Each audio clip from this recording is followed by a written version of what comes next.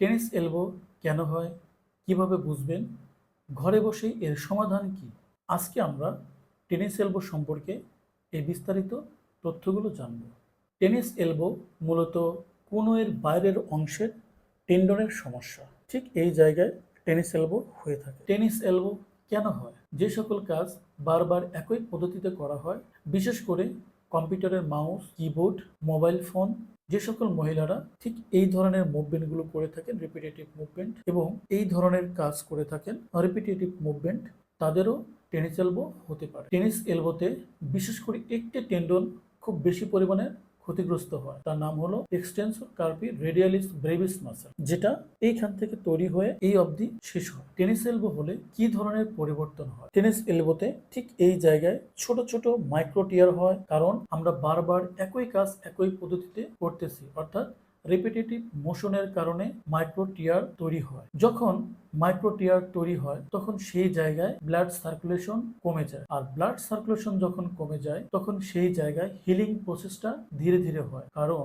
ব্লাডের সাথে আমরা জানি নিউট্রিশন যায়, সেই নিউট্রিশন ওই হিলিং প্রক্রিয়াটাকে বৃদ্ধি করে। তো যখন ওই জায়গায় টেন্ডন ছিঁড়ে যায়, সেখানে ব্লাডের সাথে সেই নিউট্রিশন গুলো সঠিকভাবে পৌঁছতে পারে না, যার কারণে হিলিং প্রক্রিয়াটা ধীর গতিতে হয়ে থাকে। এর ফলে এই মাসেলটি দুর্বল হয়ে যায়। এর ফলে গ্রিপিং করতে বা কিছু উপরের দিকে তুলতে গেলে নার্ভের ইরিটেশন তৈরি হয়, ফলে প্রচুর পরিমাণে ব্যথা অনুভূত হয়। টেনিস এলবো হলে ঘরে বসে কিভাবে এর সমাধান করতে পারে? 1 নম্বর এক্সারসাইজ। প্রথমে আমাদের হাতটিকে এভাবে তুলবো এবং অন্য হাতের ঠিক এই 2 আঙ্গুল একই সাথে করে আমরা এই যেখানে পেইন তৈরি হচ্ছে ঠিক এই জায়গায় এবং হাত রাখবো, এবং হাত রাখার পরে এটা উপর এবং নিচু ঠিক এইভাবে রোলিং করব।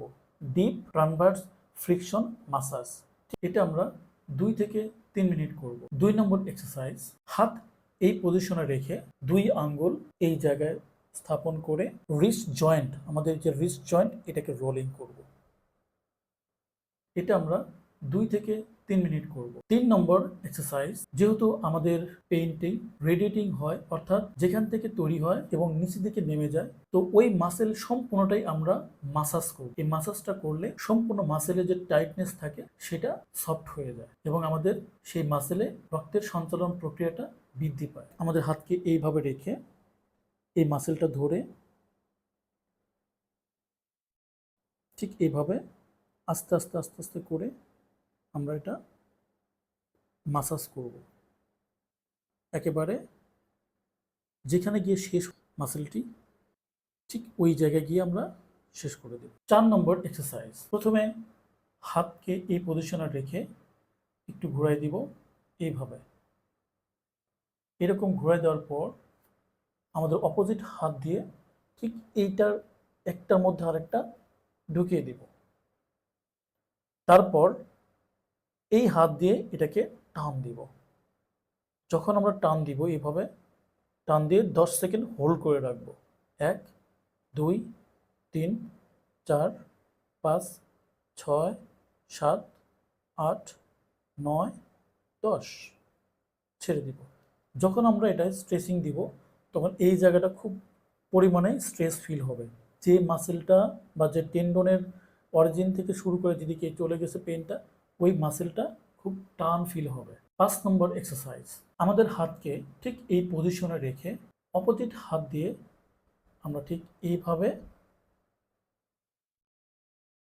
উল্টো দিকে প্রেসার দিব। এটা আমরা 10 সেকেন্ড হোল্ড করে রাখবো। 1 2 3 9 10। 6 নম্বর এক্সারসাইজ। হাতকে ঠিক এই পজিশনে রেখে আমরা অপোজিট হাত দিয়ে এখানে ধরে এদিকে টান দিব, আমাদের দিকে টান দিব, দিয়ে আমরা 10 পর্যন্ত হোল্ড করে রাখবো। 1 2 3 9 10। 7 নম্বর এক্সারসাইজ। এই এক্সারসাইজটি করার জন্য আমার একটি পানির বোতলের প্রয়োজন হবে। আমি উপর দিকে তুলে ধরবো, তারপর আর 10 সেকেন্ড ধরে আমি নামাবো এটা। 1 2 3 9 10। 8 নম্বর এক্সারসাইজ। পানির বোতলটাকে এই পজিশনে রেখে 10 সেকেন্ড ধরে নিচের দিকে নামাতে থাকবো। 1 2 3 9 10। 9 নম্বর এক্সারসাইজ।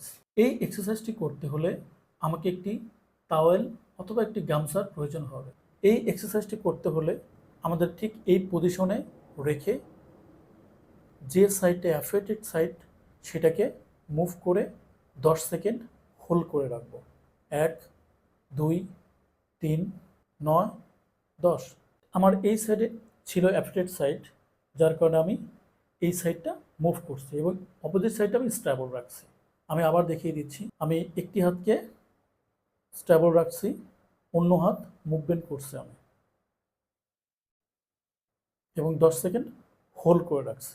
এবং যাদের টেনিস এলবো হয়ে গেছে এবং ডায়াগনোসিস হয়ে গিয়েছে তারা এই এক্সারসাইজগুলো যদি ঠিক মতো করে, ঠিক দেখানো নিয়মে, তাহলে তিনি এই রোগ থেকে সম্পূর্ণ মুক্তি পেতে পারেন।